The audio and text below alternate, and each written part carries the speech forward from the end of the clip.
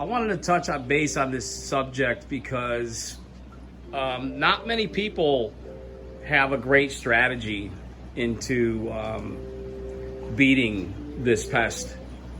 Vermetid snails usually come in on one big vermetid snail, and you'll have one that shoots out a spider web, and you'll find it underneath the rock, and then it usually doesn't cause a humongous problem. But I experienced a different situation with the vermetid snails. I had a shipment come in of coral, and they had larvae, and it exploded, and I had probably 100,000 snails inside my rock structure. And I didn't expect that. The coral, it came in on a vendor that I suspected would have cleaned their corals very well. I'm not going to name names, but it came in on a vendor's frag plug. And so I had to systematically break down my tank. So I had to restart the tank. Now I restarted the tank slowly, so I did it in sections, and there are a few vermetid snails in there still. Two parts that have them for sure are one of my pumps in the back and my return line.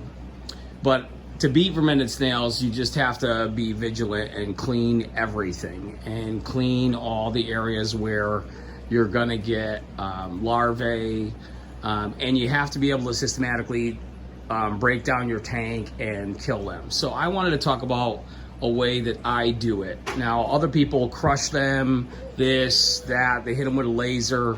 I've come up with a good plan to kill these guys, and the plan was hydrogen peroxide. What I do is I'll take a piece of rock, I'll take the coral, and I'll bring the rock or the coral or the frag plug all the way down into the hydrogen peroxide. And that definitely kills anything on there. I've seen copepods die in it. I've seen algae die in it. So it kills all pests, except for, I think, anemones. Like, I don't think you're gonna get rid of Aptasia, and that's why I have my copper band. But if you dip the rock in hydrogen peroxide long enough, whatever's inside of that rock is gonna die. So my plan was, I'm gonna kill all my rock, which I did. I had extra rock, I put rock in. And I've had to do this before snails came out. So balancing a tank, you'll get algae blooms, you'll get all kinds of pests. Algae is a pest, and you've got to deal with that. In the beginning stages of a reef tank, it goes through so many different cycles for the first few months that sometimes you get humongous algae blooms just by introducing hair algae. So I would have to take out a piece of rock, kill the rock, put another piece of rock back in that's completely base rock, and just try to create dark bacteria. Dark bacteria is a great thing to have in a tank. Once you create that dark bacteria, you'll kill that algae a lot easier. And once that tank has gone through its biological process in obtaining dark bacteria in some areas and good surface bacteria, then you'll be able to beat algae pests. So I brought that into this phase. So I thought, if I could take these rocks out in sections and I can dismantle the tank without removing the coral, I'll be able to get rid of the pests. Now, I mounted all my SPS onto these long acrylic rods. Some are shorter than others, some are longer. And the structure is going to probably change even more than it is now. Well, it definitely is going to change. But what's great about this is I can take the acrylic rods out. I can clean any pest that's on the acrylic rods. My snails clean up the acrylic rods. The fish can swim through the acrylic rods. And over in, not in the United States, but other countries are having floating structures. So I thought, why not have a structure, but also have a floating part? So I really like this, because I think once the acropora starts growing in, I'll be able to move them around. I'll be able to create like a floating effect where fish can swim underneath the acropora. I'll also be able to quarantine this tank so easily. So if any pests ever were to get into the tank, I can take the pieces, the rock structures out easily, take the acrylic rods out and stick them in a different rock and quarantine each piece. So I can take it out, dip it, kill whatever's on it if I need to, and then reintroduce it. It was a great way to beat these pests completely. I'm almost there. I'm just about there. They're not spreading like flatworms where all of a sudden one piece of rock with snails on it is gonna be all over the next piece of rock. That would be only if the larvae spawned, and I've killed all the larvae. I should have. I'm just about to. Tomorrow I'll be doing the other pumps, and unless I have another explosion, which fingers crossed that doesn't happen, and if it did happen, I'd be able to beat it, but it just would be a whole nother hassle again. I'm good. This is a great way to beat vermetid snails, and I know people are really struggling with them. So my advice to you is break apart your rocks, make it in sections, mount your corals on, you can even do smaller acrylic rods like everybody else does, or you can go my route and put it on bigger pieces, and take it so you can take everything out, move it around easily, you can dip it. This is a big tank. I really don't want to have to reach down into it 5-6 times with these humongous structures and have to dip them.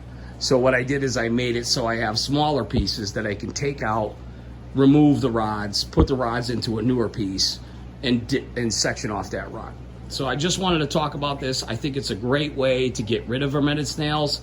There are pests that are like no other. I think I would rather deal with Montipora eating nudibranchs, because you could just take the Montipora out, isolate the Montipora, whatever you need to do, throw them away, and eventually those guys will die in your tank because they have nothing to eat. Where this pest, there's nothing going to kill them. The only way you're going to kill them is to get them off, remove them, kill them. So this is a great way. I hope this kind of spreads. The way I did this, I loved it. It was so cool to see these guys, like, exterminate these guys in a real way. It was a lot of work, but it was also a really good experience because I learned how I can kill these guys and help others. So I definitely thought this was an important video because I know reefers are struggling with these guys. I've seen tons of threads. I've read tons of threads about them, and people are like, crush them, pick them off, this and that. No, take the rock out, kill the rock, start over with other rock. When you get that other rock, if you end up with some of them in there or whatever, then you dip those rocks and you do them in sections. I just wanted to touch base on one more thing. When I said dip the rocks, I didn't mean dip the corals in hydrogen peroxide, because you'll kill the corals. But you can go around the coral with a razor blade and pick off any vermetid snail if they're small. And then the rest of the rod, if you wanted to and you didn't want to pick them off, you could dip it in hydrogen peroxide. But the rod is so easy to remove the snails. The rock is the problem. So you don't want your coral to be mounted to a rock. I did want to show this a little bit closer because I wanted you all to get a good image of how this floating structure is going to work out.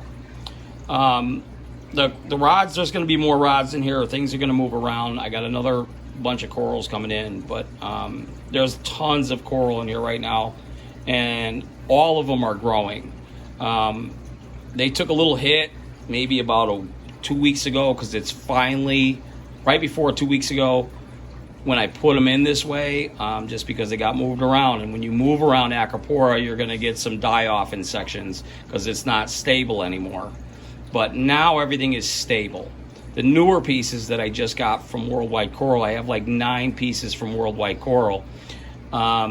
Reputable company, no pests ever, haven't seen one. Those pieces are all growing. But I wanted to point out, why I wanted to point this out was I wanted you guys to see when the fish go through my tank, they're going to be able to swim through this whole area of Acropora and all the way to the right. And then they'll come back over to this bigger structure, and there's some small spacing in between, but the bigger structure can come out in sections. And what's great about this is that you can quarantine your Acropora.